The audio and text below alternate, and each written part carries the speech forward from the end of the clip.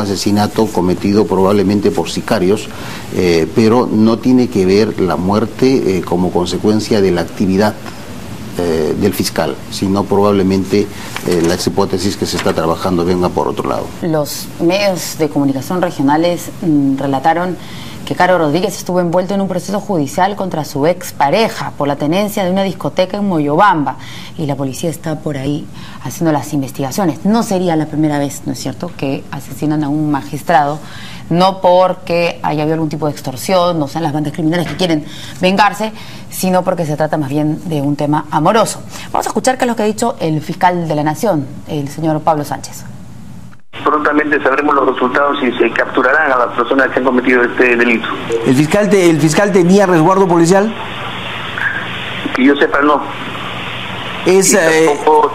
Tampoco tenía información de la existencia de alguna amenaza, ¿no? ¿Es común, es lo normal que ningún fiscal superior tenga resguardo policial? Solo tiene resguardo policial aquellos fiscales de cualquier jerarquía que tengan alguna amenaza o conozcan algún caso importante que requiera o que signifique que esté en riesgo. Muy bien, vamos con nuestros invitados, ¿no? Primero con el representante del gobierno, porque digamos hay un reclamo para que les proporcionen seguridad. Bueno, sin duda es por supuesto lamentable este asesinato. Me parece muy bien la rápida reacción del Ministro del Interior de ofrecer una recompensa bastante alta para poder obtener cualquier información. Hay que investigar bien cuáles son las causas. Ninguna hipótesis puede ser descartada, ni la que se refiere a un problema personal, o tampoco hay que descartar de que algunas de las bandas organizadas que han empezado a desarticularse, un éxito relativo a la policía, empiecen ahora a mandarles mensajes a la Fiscalía como diciendo no se meta con nosotros, que es, como todos sabemos, la Fiscalía es el segundo eslabón en la cadena de lucha contra el crimen que tiene el país. Si eso es así, hay que también devolver el mensaje muy claro en el sentido de que no se va a tolerar que se estén asesinando fiscales impunemente y que no se haga nada. Así que me parece muy bien que el Ministro del Interior haya ofrecido esta recompensa de 100.000 soles para cualquier persona que tenga información de este asesinato. Sí, hay que reconocer que la policía algún éxito ha empezado a tener en desarticular estas bandas.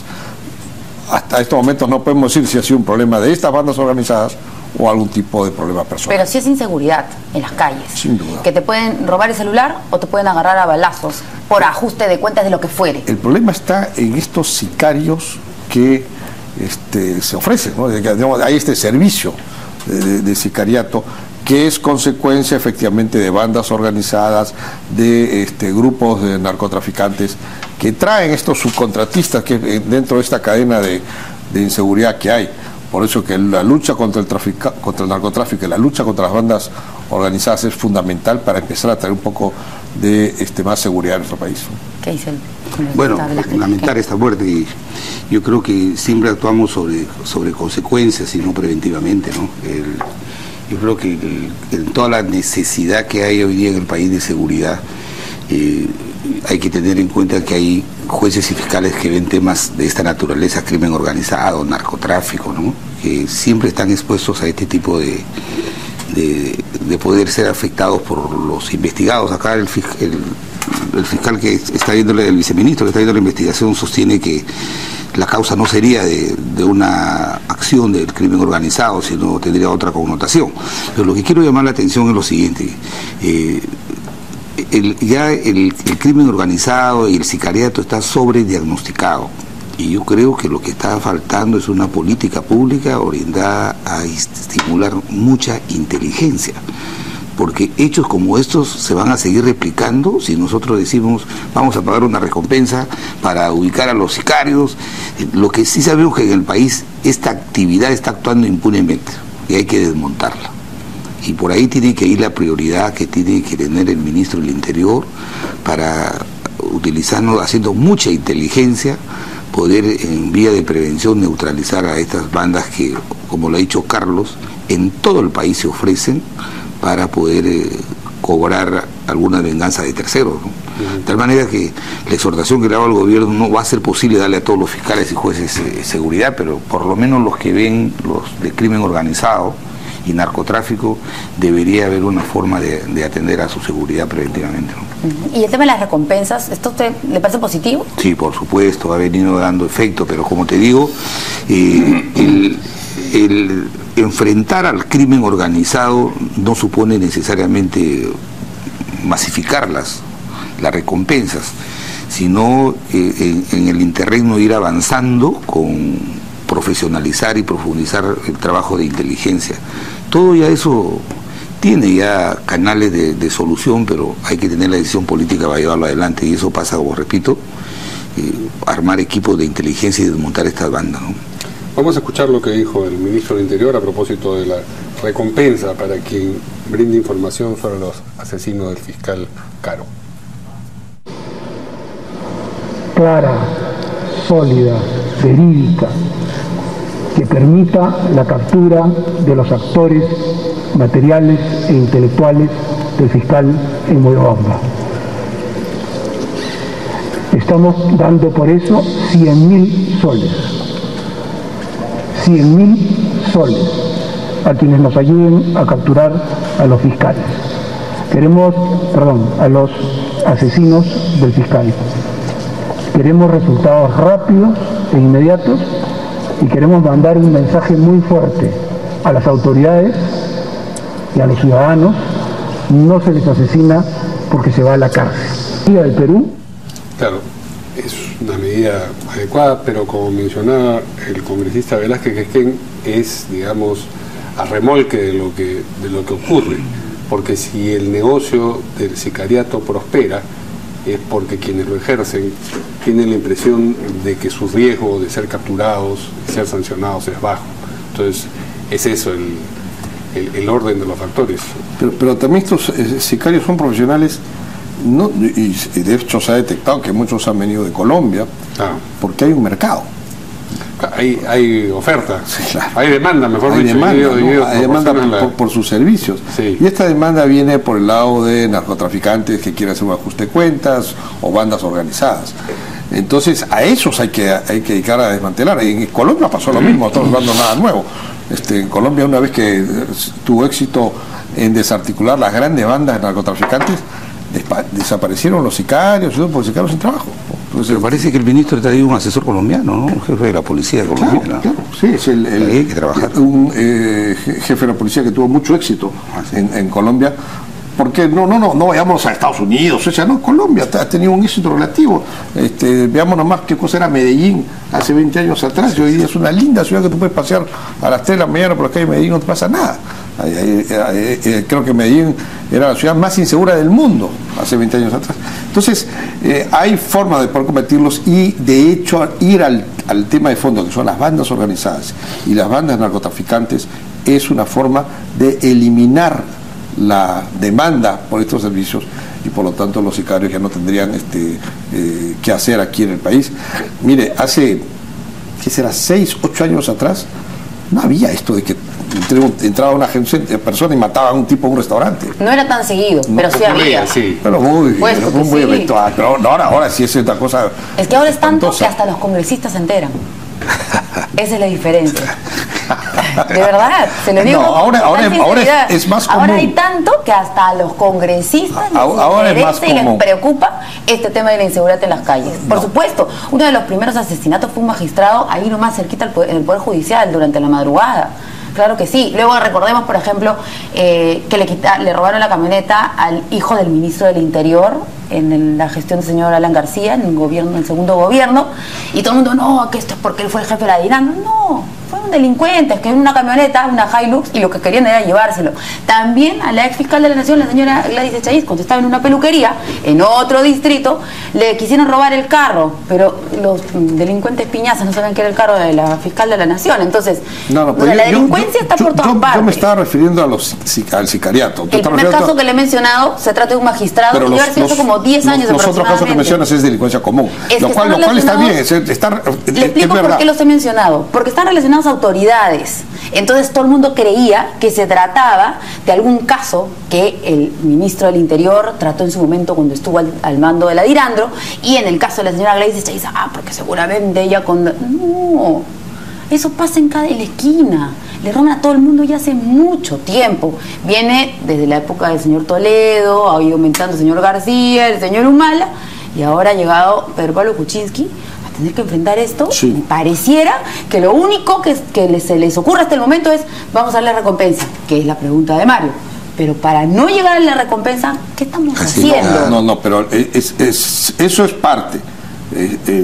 Nadie puede negar que en estos momentos se está haciendo la más grande reorganización de la Policía Nacional que ha habido en los últimos años. Algunas la discutirán, otras la aplaudirán, pero se está reorganizando la policía. ¿De esto o salimos mejor? O efectivamente va a ser considerado no un logro precisamente. Yo creo que va a ser un logro. Nunca se ha enfrentado de una manera tan seria a la reorganización de la policía, que es fundamental, y que estoy seguro que es parte de la asesoría que está haciendo este jefe de la policía de Colombia que está asesorando. Quiero decir algo. Sí. Yo me opuse a dar facultades delegadas en materia de reorganización de la policía. Sí. 12 veces hemos reorganizado la policía y necesitamos construir una organización policial del Estado peruano que trascienda a los gobiernos. ¿Sabes hace cuánto tiempo también los parlamentarios del oficialismo decían: estamos haciendo la más importante y extraordinaria reorganización de la policía? Hace 4 años. Vino el señor Basombrío y dijo: esa reorganización no vale porque tiene 82 generales, 30 los han echado a la calle cada uno. Yo creo que ahí se está fermentando uno de los déficits más importantes que vamos a tener en los próximos años. Tiene que abrirse un espacio, un diálogo interinstitucional para verdaderamente los actores, la policía, el Ministerio Público, los especialistas puedan diseñar un modelo de policía que trascienda a los gobiernos. Mañana vendrá otro ministro y también dirá: esta es la más importante reorganización. Lo que sí está ya diagnosticado es que aquí los dos problemas que afligen al país es el crimen, el delito callejero y el crimen organizado. Lo que ha dicho Verónica, el crimen organizado. ¿Y eso cómo se neutraliza? Con inteligencia. Porque ahora lo que estamos haciendo, está bien, el ministro hay 100.000 soles para pagar recompensa, pero sobre hechos consumados. Entonces eso tiene que ver mucho con lo que acaba de decir Carlos, que lo veo que dice de buena fe. Estamos haciendo más importante reorganización. No sé cuánto va a durar eso. De repente en este mismo gobierno viene otro ministro y dice: ¿sabes qué? Esto no está bien, hay que corregirlo, hay que volver a reorganizar. ¿Y eso qué genera? Genera confusión en la Policía Nacional, genera, por ejemplo, marasmo, cuando saben que va a salir la relación de coroneles, comandantes que van a pasar al retiro. Entonces eso como que paraliza a la Policía Nacional. Por eso que ojalá que no haya otro fiscal más, otro ciudadano más que muera a expensas de estas bandas criminales, y que nosotros sigamos lamentando no tener una herramienta eficaz que pueda neutralizarlo, ¿no? Pero fíjate, el hecho de que tengamos una institución policial que la manejen 20 generales o 30 generales, indudablemente habrá una unidad de comando mucho mayor que la manejen 80 generales. La policía de Colombia tiene 20 generales, 20. Y fíjate cómo ha pacificado Colombia. Entonces no hay forma de tener 80 generales al mando de la policía. Hay más generales, creo, que coroneles. Es una cosa absurda, ¿no? Cuando la debería ser así, la cosa es así: más generales que coroneles. Eso es lógico. Entonces, por no aumentarles, la forma de aumentarles sueldos es ascendiéndote. Entonces, mejor aumentarle el sueldo al coronel, pero que se quede como coronel, para mantener el no, yo no cuestiono este proceso. Yo veo que este señor parte de la reorganización de la policía. Pero este señor está mejor preparado que Urresti. No vas a poder. Yo sí creo que este señor está mejor preparado que Urresti. Yo no defiendo la organización anterior, sino lo que estamos generando es debilidad institucional. En esta reorganización, 12 reorganizaciones, no hay forma de poder enfrentar a la Policía Nacional. La reorganización que hizo Humala con decreto legislativo fue una broma, porque bajó generales y después lo volvió a subir. O sea, la cantidad de generales, la misma historia, que hay que poner menos generales, mentira. Era para que el director de la policía sea un general que era amigo de él. Y después lo pusieron ahí y de nuevo y se llenaron de generales. En este caso no hay ese compadrazgo ni ese deseo del presidente de poner a su pata de director de la policía, porque el presidente Kuczynski no es de esas personas, sino que es un gobierno que está tratando de hacerlo mejor. Y si no tenemos una buena policía, como dices tú, con un cuerpo de inteligencia que efectivamente funcione, profesional, que haya una unidad de comando en la policía. No hay forma, no digamos ni a la esquina. Así es. Cuando el ministro, bueno, no sé si de repente ha conversado con los parlamentarios oficialistas, pero ha dado un plazo, o sea, si esta reorganización realmente va a poder ayudar a que las órdenes lleguen más rápido, a que se pueda hacer un mejor manejo, ha dicho tal vez esto, vamos a ver los resultados, no sé, en un año, en año y medio, a fin de año, en 3 años, ¿hay algún plazo? Es difícil decirlo, ¿no? A poder pronosticarlo es complicado, pero sí creo que políticamente hay que empezar a dar resultados pronto, ¿no? Que es este tema, mucha gente va a evaluar a este gobierno por sus logros o sus fracasos en materia de seguridad. Total. Por eso que es uno de los sectores donde más recursos se les ha asignado, ¿no? Eso lo tenemos claro. Muy bien, vamos a una primera pausa y regresamos con las noticias del sector defensa. Salimos de interior y pasamos a defensa.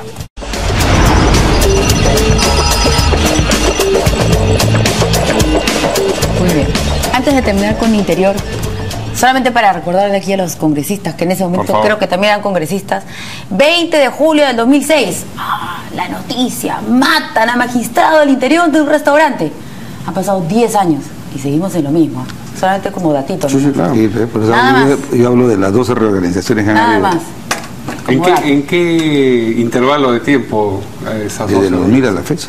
Desde el 2000 a la fecha. En 16 años. Nosotros en el gobierno no lo hicimos, no lo hicimos, pero en 16 años se han hecho 12 reorganizaciones, entonces los coroneles, los generales están, si me voy, me quedo.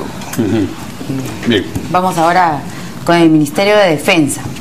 El exministro de Defensa, el señor Mariano González, ha sido denunciado por la Procuraduría Anticorrupción por el delito de negociación incompatible en agravio del Estado. Esto a raíz de la contratación de su pareja, Lisette Orbegoso, como asesora de su despacho. Esta ha sido la información que ha publicado el diario El Comercio.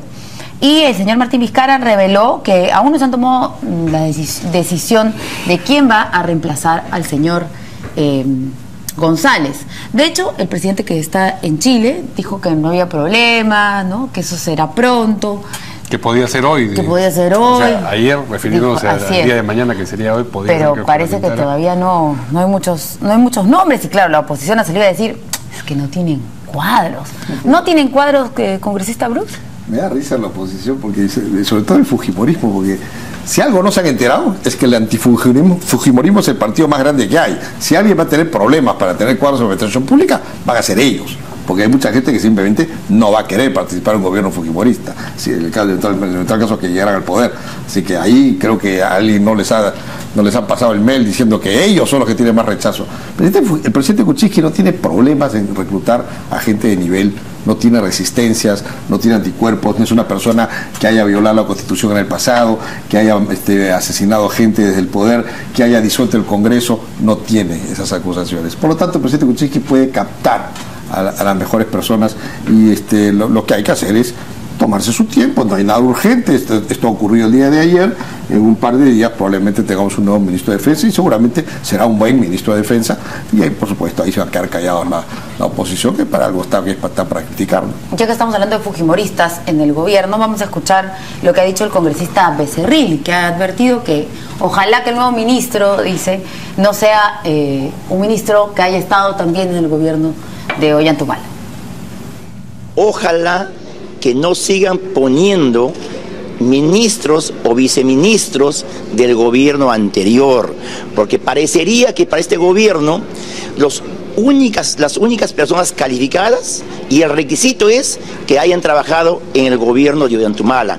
Está bien pues que el presidente Pablo Kuczynski sienta que es presidente de la República por el apoyo que le dieron tanto Ollanta como la señora Nadine Heredia.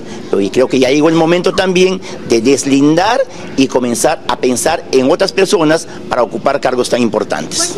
¿Qué dicen sobre esto desde otros sectores de la oposición como el APRA? Bueno, yo creo que sí hay gente que puede cumplir esta función, pero la primera parte diré con relación a esta denuncia.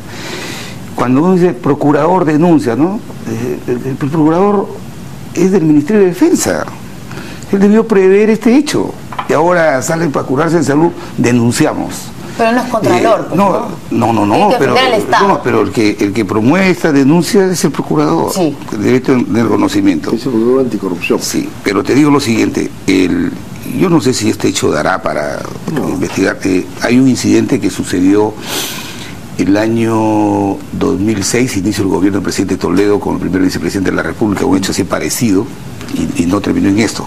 Pero yo veo así que los procuradores son abogados del Estado, no son autoridades, no son fiscales, no son jueces. Ellos promueven la denuncia, pueden acusar a una persona, denunciarla por 20 delitos y el fiscal y el juez lo verá. Pero al margen de eso, yo creo que este tema, a pesar de que el ministro saliente dijo en la televisión que ya Zavala sabía hace una semana sobre este hecho, pero yo creo que el hecho que se tomen 2 o 3 días para buscar un buen ministro no supone que no tengan cuadros, ¿no? Yo creo que en el mismo Congreso de los tiene, yo siempre he postulado de que los mejores cuadros que ha tenido Peruano por el Cambio los ha mandado al Congreso. Pero sí, sin querer entrometerme en la decisión presidencial, sí creo que por el equilibrio que debe haber en los institutos armados, un civil sería la mejor solución para poder conducir el señor Iberico estuvo voceado, ¿no es cierto?, antes que el señor González. De hecho, sorprendió que lo nombraran a él antes que al ex congresista. De repente lo estarán llamando, porque él está en Roma, tengo entendido, ¿no? Bueno, pero lo pueden traer. Sí, efectivamente, yo no voy a caer en infidente confirmando lo que ya se sabe, que se le ofreció esa cartera a Luis Iberico, pero de manera institucional, digamos, no es que a él y que renuncie a su partido y se lo jalamos, no, con acuerdo de su partido. Su partido no aceptó, querían proponer otras personas para otras carteras, y bueno, ahí quedó el tema, ¿no? Pero sin embargo ahora tenemos un buen embajador en Roma, felizmente, ¿no? Es Luis Iberico. Creo que lo hubiera hecho muy bien. Mariano González también estaba haciéndolo bien en el ministerio, lamentablemente pasó lo que pasó. Súbito. Y con respecto a lo que ha dicho Becerril, yo que sepa, de los 19 ministros solo hay uno que viene del gobierno del presidente Humala, y eso demuestra que nosotros no odiamos a nuestros adversarios como lo hacen ellos, y creemos que hay gente buena en todos lados, inclusive en el fujimorismo. Algunos cuadros del fujimorismo están trabajando también en el gobierno. ¿Cómo quiénes, por ejemplo? Está el superintendente de la SUNAT, el jefe de la SUNAT, es una persona que ha estado vinculada al fujimorismo, pero es un buen técnico, ¿no? Entonces, Igual que en Petroperú no se ha confirmado todavía. A ver, es para ser encargado. No, ya, pero estamos hablando de personas que podrían ser funcionarias y que provienen del fujimorismo. Dice que pero eso a Becerril no le importa mucho. Dice que sería el encargado de la gerencia corporativa y relaciones comunitarias de Petroperú. Sí, ¿Está confirmado? Porque la señora Mercedes Arauz ha dicho que no. Fíjese, ¿está o no? Aparentemente el directorio le ha propuesto ese cargo. Sin embargo, yo ahí sí tengo una opinión distinta. Yo me opongo, porque lo que queremos con Petroperú es que se haya manejado técnicamente y se ha manejado por técnicos. Y ya se ha puesto ahí una persona, el presidente, que es un presidente extraordinario, que es Augusto Bertel, que no es un político, no está vinculado a nuestro partido ni cosa parecida, para que maneje esa empresa técnicamente. Y ahora, si metemos a un candidato a la vicepresidencia de un partido que no ganó y que es ahora mayoría en el Congreso, para que esté en Petroperú, estamos dando una mala señal. Entonces, lo que hicimos bien en la cúpula se está desdibujando hacia abajo. Pero esa presunta mala señal no está descartada, es decir, es una propuesta. Un movimiento en ese sentido, y ha encontrado resistencia una vez que se ha divulgado la información. Sí, es una predecisión del directorio, digamos. Una predecisión. Y un directorio que es un directorio independiente. Usted revise que son los directores, no son cuadros partidarios. Pero los directorios no deberían tomar predecisiones, deberían tomar decisiones. Ellos han anunciado que quieren hacer eso. Sí. Entonces, y le ha dicho que respeten la autonomía que se le ofreció del censo directorio. Pero también que ellos respeten que estamos en una sociedad democrática y todos tenemos derecho a opinar.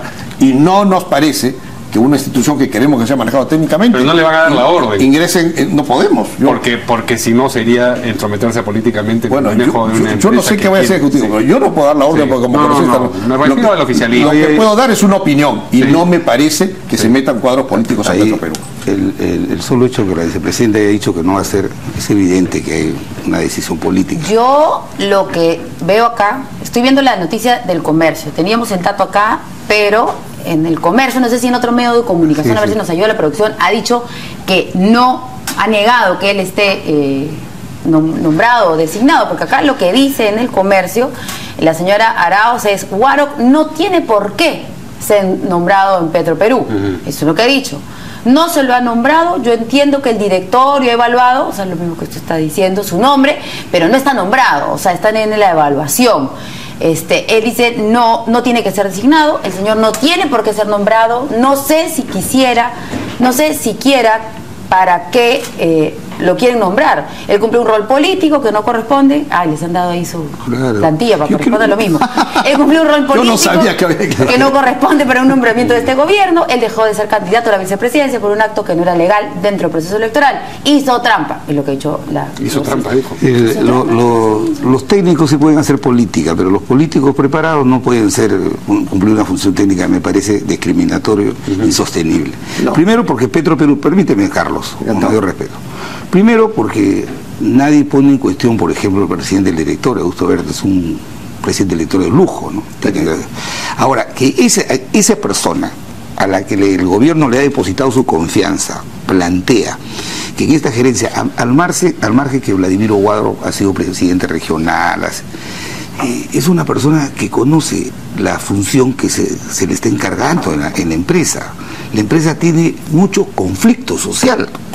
Y él es experto en esto, aparentemente. Por supuesto. Entonces, me parece antidemocrático que se esté vetando a las personas, no, porque ha tenido una función política.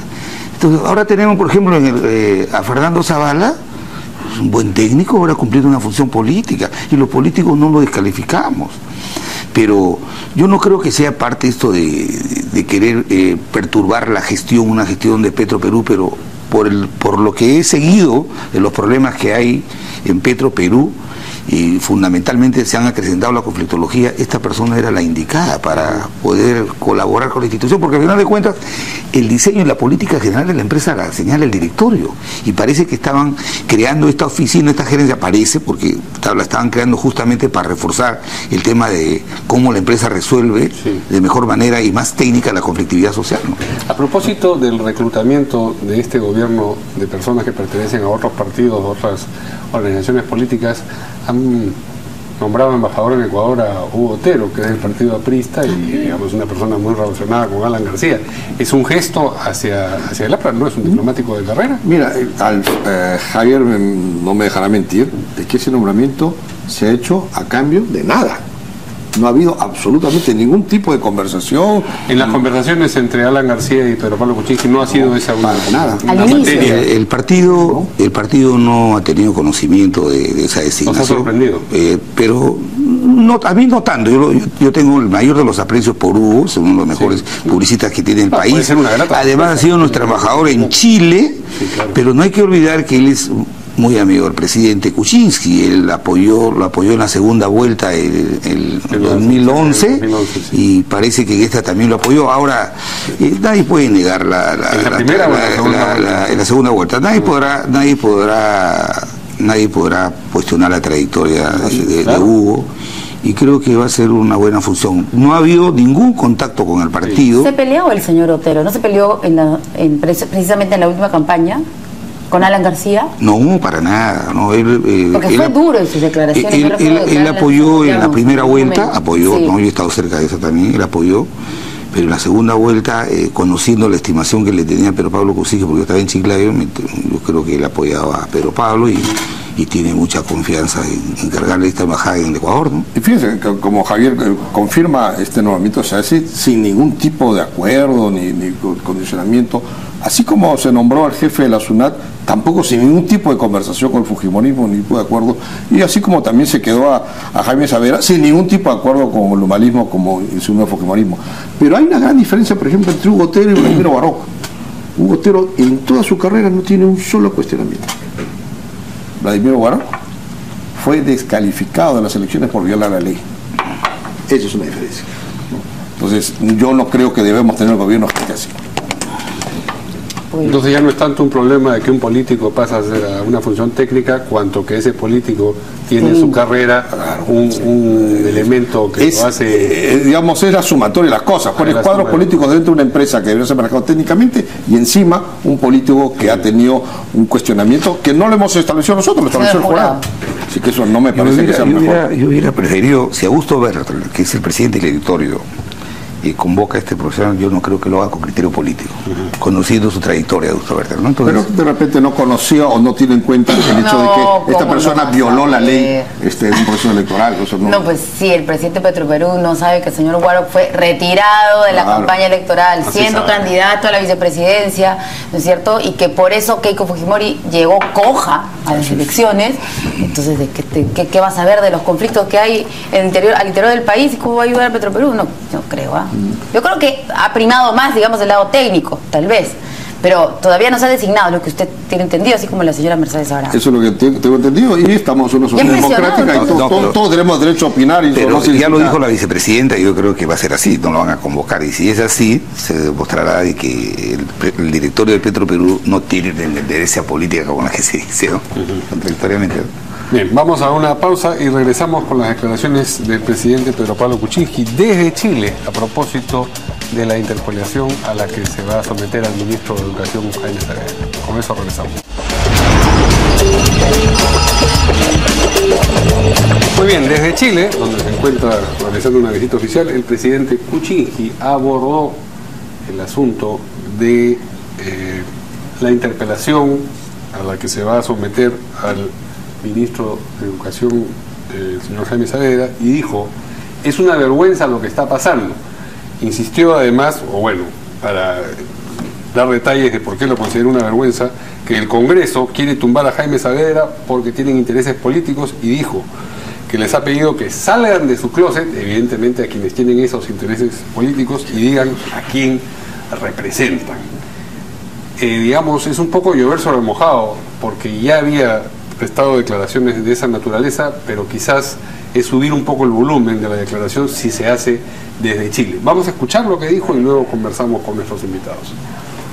Es una política de Estado, por eso yo he mantenido al ministro de Educación que estaba en el gobierno anterior, a quien conozco desde hace muchos años, pero el Congreso ahora lo quiere tumbar, ¿no? Por razones puramente políticas.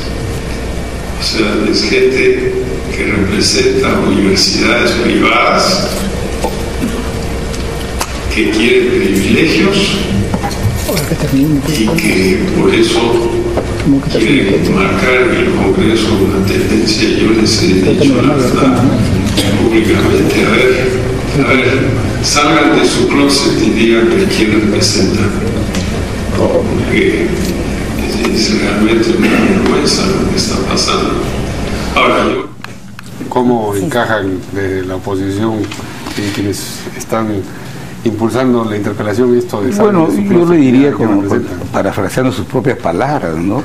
Que como él dijo, yo creo en el amor, pero no a costa del Estado, ¿no? A propósito yo también creo en la amistad, pero no a costa del Estado, ¿no? Él ha dicho que es bien amigo de Saavedra y de su esposa, pero repito, la interpelación es una herramienta constitucional que tiene como propósito que en este proceso interpelatorio un ministro de Estado responda por preguntas muy concretas. Mira, el ministro actual, a diferencia del resto de ministros, tiene 3 años de ministro. Entonces, hoy día, bajo el manto de que la ley universitaria, que no voy a caer en ese juego, se quiere impedir que el Parlamento pueda tener una explicación de un hecho que lo han investigado la Unidad de Inteligencia Financiera y el Ministerio Público, en el sentido de que se habrían comprado no solamente 150 millones de soles en computadoras, donde esta plata ha ido a parar a cuentas de supuestos testaferros de los compradores. Y yo de verdad que me he sentido sorprendido porque he visto un sinnúmero de personalidades que luchan contra la corrupción diciendo, no, el señor no es culpable de eso, no es culpable de eso, lo quieren bajar por la ley universitaria. A mí me parece ese argumento terrible e insostenible en un sistema democrático. Él mismo lo ha dicho el presidente Kuczynski. A mí me han interpelado varias veces y ahora soy presidente. Ahora, ¿qué lo iba a pensar que la interpelación va a ir a una censura? Suponen que no tienen argumentos para explicar cómo es que esta señora Vilca ha podido montar esa compra que ha generado un fraude del Estado. No lo decimos nosotros, el Ministerio Público. El tema de los panamericanos. ¿Qué es el que, digamos, más preguntas tiene en el pliego? Sí, exactamente. Entonces, decir, no, el ministro no tiene nada que ver, por favor. Los titulares del pliego sabemos que tenemos responsabilidad política. Fíjate, por cosas menores, y esto no quiero decir, por ejemplo, hubo un audio de un señor tal con uno que no era funcionario, ex ministro aprista. Se cayó todo el gabinete de Jorge del Castillo. Jorge no tenía nada que ver. ¿A quiénes se refiere? El tema de los petróleos.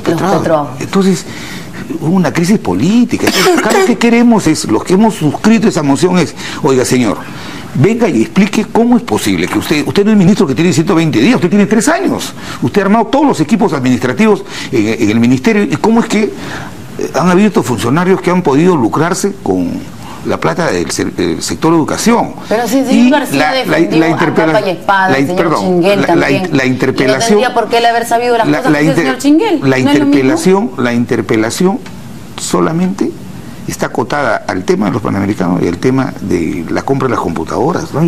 No tiene nada que ver con la ley universitaria. Inclusive ese proyecto se va a discutir en la otra legislatura, ¿no? Y lo que le estoy preguntando al señor García, cuando los apristas defendían que el señor García, presidente de la República, no tendría por qué saber los negociados que había tenido el señor Chinguel, decían, ¿por qué? Pues, incluso a pesar de que lo defendió, decía que una persona honorable, etcétera, pero no tendría por qué saber que lo sorprendió. No puede ser, que tú estás confundido. Nosotros nunca nos opusimos a la investigación y está bien sentenciado. Escúchame, pero en el tema, que la señora ya ha sido y había una investigación que trataba de llegar a quién era el jefe del ministro y luego el presidente, ¿cierto? Para establecer la responsabilidad política. ¿Y acá no? Entonces, cuando pasó el tema de la extradición del señor Cruzillat y se demostró que la documentación era falsa, hubo una responsabilidad política que se pagó. Entonces, yo creo que el presidente se está haciendo, de verdad, bolas donde no las hay.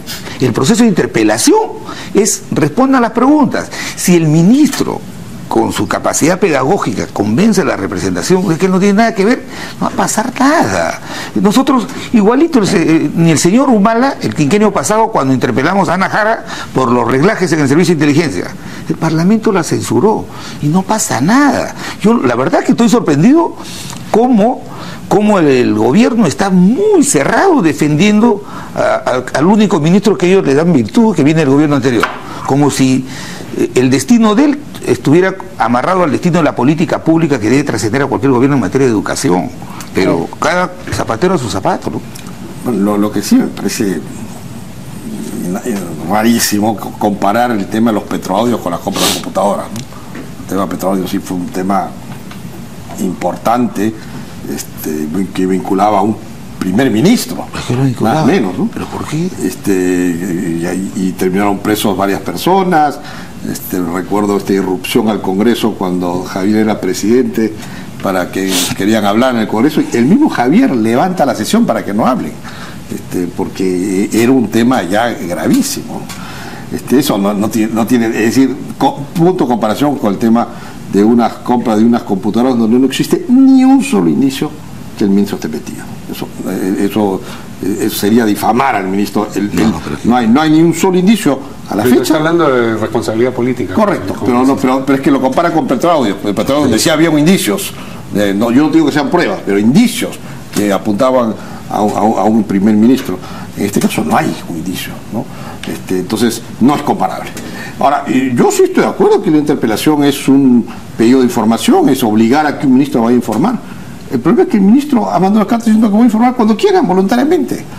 No se le ha aceptado que vaya voluntariamente, se quiere que se le vaya compulsivamente. ¿Por qué? Si realmente quería información, En el pleno pasado se la podía invitar para que vaya a hablar. Podría hablar este jueves. Estás equivocado, este jueves podría ir a hablar el primer ministro porque él ha ofrecido ir voluntariamente. Pero no. Esas eran maniobras que hacía el nacionalismo. Hay que hacer la interpelación. Este jueves se tiene que votar y se le invita para el siguiente jueves. Okay, está bien. Ya la mayoría tiene los votos, lo puede hacer. Pero que quede claro que el ministro no se está negando a ir a informar. Y me parece muy bien, si quieren pedir interpelación lo hará. Y ahí se demostrará con argumentos que el ministro expondrá que no existe ninguna razón para hacer eso. Por eso pues hay que esperar, porque tanto brincos el suelo está parejo. ¿Por qué no dejan que vaya este jueves? No, es que, ¿sabes qué? Una cosa es que vaya la invitación cuando ellos... ¿Cuál es la diferencia? ¿Cuál era la trampa que hacía el nacionalismo con sus ministros? No hay diferencia. Va a haber un proceso de interpelación, no, yo voy y contestan lo que quieren. Acá hay un pliego que tiene que contestar las 18. Esa es la diferencia, Carlos. Su respuesta puede ser lo que quiere. Yo dice contesta no. Sí puede. Escúchame, pero te digo lo siguiente. La interpelación lo obliga a contestar una a una las preguntas. La diferencia, pero la respuesta lo que responde lo que quiere. ¿Ah? Tú no puedes objetar su respuesta. Por eso, si responde lo que quiere, ahí está la evaluación política de la respuesta. Lo otro no, pues lo otro dice yo voy y hablo lo que yo quiero y pero ahí digo, tú por favor. Pides usa plan y preguntas.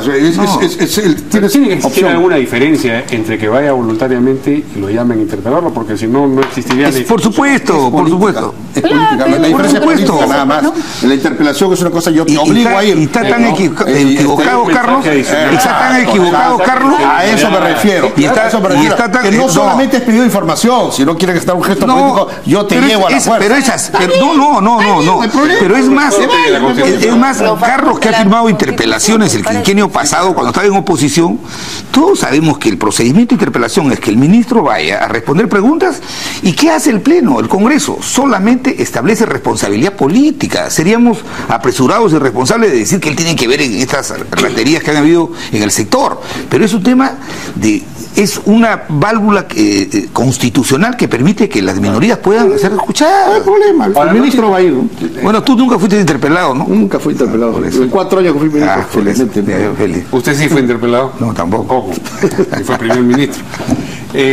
¿No tienen ustedes la impresión de que el hecho de que el presidente Kuczynski diga estas cosas desde Chile supone, como había dicho yo, subirle el volumen al reclamo? Por supuesto. Es crear, digamos, un estrés político que de repente es necesario, pero digamos, como observación objetiva de a qué volumen está lo que está diciendo, ha subido. Yo creo que lo que pasa es que ha respondido una pregunta que le hicieron en esa conferencia de prensa. Pero nuevamente responde como le parece, como cuando es una interpelación. No ha dicho nada nuevo. No ha dicho nada nuevo, pero dicho desde Chile. Pues así es, exactamente. Utilizar un viaje para seguir insistiendo en pechar a la oposición. Por lo menos el APRA no va a dar marcha atrás en esta interpelación. Se han quedado solo ustedes y el fujimorismo, ¿no es cierto? Porque los demás han retirado su pedido. No es ¿Acción así. Popular también? Acción Popular ha firmado la interpelación y Acción Popular la ha firmado porque ellos han revisado las preguntas.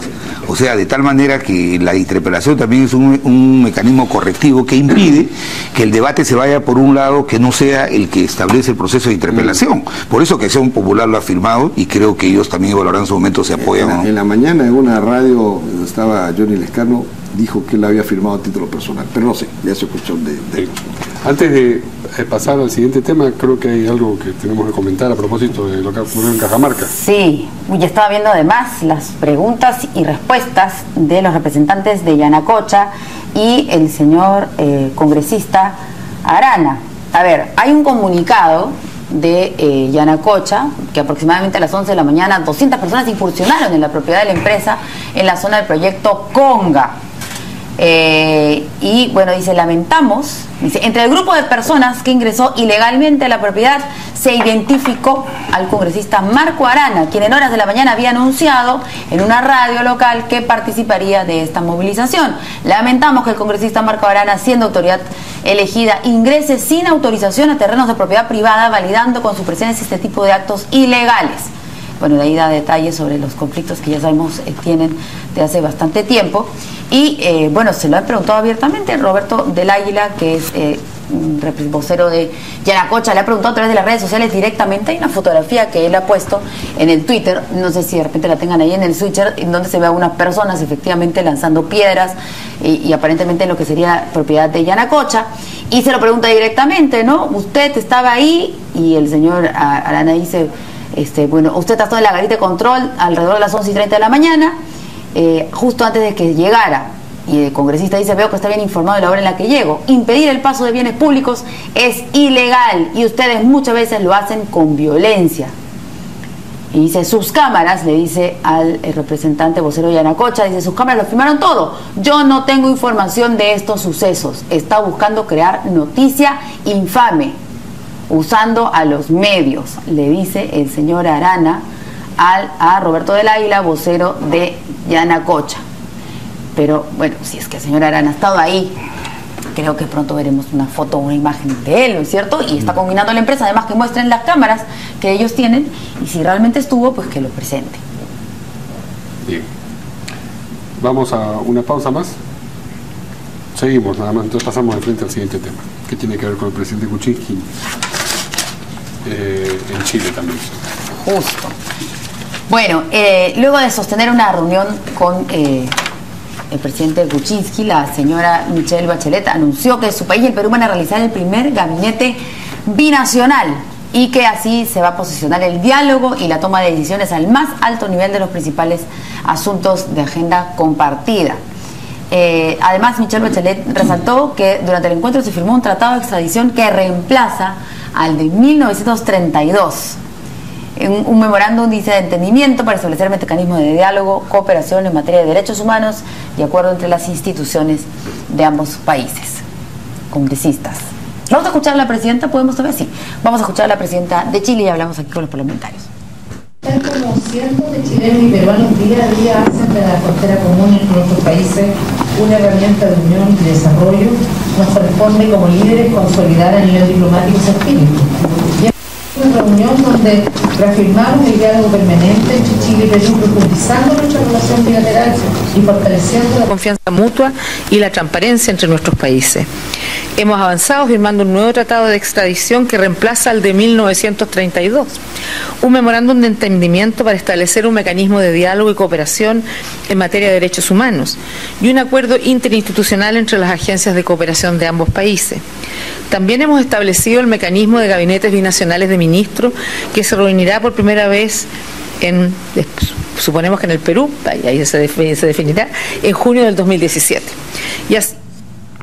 A ver. Bueno, mira, me parece muy bien que dos países vecinos que han solucionado gran parte de sus problemas estrechan relaciones, ¿no? Y más aún este escenario de esta nueva ola proteccionista que va a haber en el mundo con la presencia del presidente Trump. Priorizar tus relaciones con países vecinos es lo más inteligente a hacer. Efectivamente, ni nosotros nos vamos a mover de donde estamos, ni Chile se va a mover de donde está. Entonces, si somos vecinos inamovibles, lo mejor es tener unas buenas relaciones.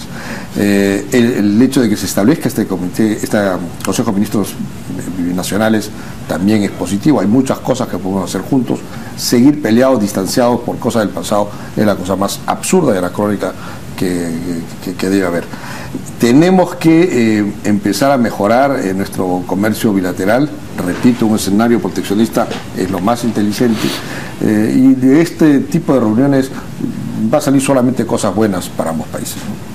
Bueno, yo tengo, también tú creo, como Carlos, una visión de lo que son los gabinetes ministeriales. El Perú los inició con Ecuador luego de los acuerdos de paz con los que llegamos con ellos y han dado buenos resultados. Estas reuniones de gabinetes binacionales que realizamos tanto en Ecuador como en Tumbes, a veces en Piura, tienen por objeto revisar todas las tareas pendientes. En el caso de Ecuador, me parece muy buena la iniciativa del presidente Kuczynski de que se inicie un proceso de instalar gabinetes ministeriales. Inclusive han hablado de que se van a reunir las comisiones de relaciones exteriores del Senado chileno con el Parlamento peruano para hacerle seguimiento a los acuerdos. Y eso es bueno porque después de resuelto el tema en La Haya, hay que sellar este tipo de decisiones, hay que sellar. Y nosotros tenemos un desafío. Ahí se va a trabajar en el tema de la interconexión eléctrica, pero de un lado, porque la idea es que los chilenos quieren que nosotros le vendamos energía a través del gas de Camisea, pero ellos no la tienen. Este es un tema muy sensible en el sur del país, hay que trabajar bien el tema. Yo creo que, como dice Carlos, el tema de los enfrentamientos y la guerra son parte del pasado. El tema también del nuevo tratado de extradición, pero fundamentalmente nosotros como país tenemos un desafío. De que entró el señor Humala, la balanza comercial para nosotros es deficitaria. O sea, hoy más importamos de Chile que exportamos. Cuando nosotros nos fuimos al gobierno, la balanza era superavitaria. Necesitamos que el impulso que va a dar estos encuentros binacionales de gabinete del Poder Ejecutivo y, como dice Carlos, todo lo que se abre a partir de estos acuerdos afirma la confianza en dos países vecinos que, lejos de nosotros estar pensando en cómo nos potenciamos militarmente para prevenir, va bien cómo a través de la civilidad buscamos aprovechar las complementariedades para enfrentar los desafíos que el Asia nos impone. Es un buen momento para haber con la señora Bachelet reforzado esta relación que tiene que ser básicamente de confianza. Y estos mecanismos que se van a activar van a permitir consolidar esta confianza que necesita el país con Chile, ¿no? Y además yo me acuerdo que fuimos juntos en un viaje a Chile cuando Javier era presidente del Congreso y hizo una visita oficial y acompañó a una delegación multipartidaria, me tocó acompañar en aquella oportunidad y vimos en directo la predisposición de los congresistas chilenos a concretar esta visión que ellos también la tienen, donde ya no tiene sentido seguir enfrentados. Aquí somos vecinos, lo vamos a seguir siendo, nadie se va a mudar, y lo mejor es buscar de qué manera podemos los dos complementarnos para que nuestros pueblos sean los beneficiados. Es lo más inteligente hacerlo. ¿Es esto popular, digo yo? Porque cuando he estado en Chile, justo para el tema de la Haya, la última vez que estuve ahí, entonces, y sentía yo que para los chilenos no éramos tan importantes nosotros como para nosotros sí ellos, ¿no? Entonces, hablo de popularidad porque obviamente también todo se maneja por el tema político y la señora Bachelet pues no está en su mejor momento, ¿no es cierto? Como presidenta. Estos son políticas de Estado que necesariamente yo creo que el presidente Kuczynski no lo ha hecho en el entendido de aumentar su popularidad, sino de consolidar esta relación. Y como dice Carlos, desde el 2008 que fuimos a Chile en una visita oficial, los políticos en su conjunto, con honradas excepciones de un señor con pero con honradas excepciones, la clase política peruana es convencida de que más tenemos que unar esfuerzos que generar grietas. Peruana y chilena, exactamente, ¿no? Y en los últimos años hemos venido intensificando las relaciones comerciales, culturales, y repito, hay 300.000 peruanos en Chile. Chile tiene la cantidad de restaurantes, después del Perú, peruanos, 400 casi restaurantes peruanos, y entonces yo creo que todas las potencialidades que tenemos que aprovecharlas vendiendo a Chile, ¿no? Muy bien, muchas gracias. Nosotros sí nos mudamos mañana. Nos vamos a Paracas. Así es. Vamos a transmitir desde allá en vivo para el CADE. ¿No van ustedes a esto? No, tenemos pleno el jueves. Nosotros tenemos que trabajar. Para censurar al ministro. O sea que, entonces, voy a hablar con Luis Delgado. Mejor que recese en el Parlamento hasta marzo. Ya. No, se me ocurrió nomás, pero quería anunciarles que sí, va a haber una transmisión especial en Canal N a lo largo de todo el día. A partir de las 3:30 se inaugura CADE y, por supuesto, nuestros equipos estarán allá, incluidos nosotros, para poder llevarles toda la información y estaremos en vivo con la importada desde allá. Así es, ahí nos vemos mañana. Mañana. Chao.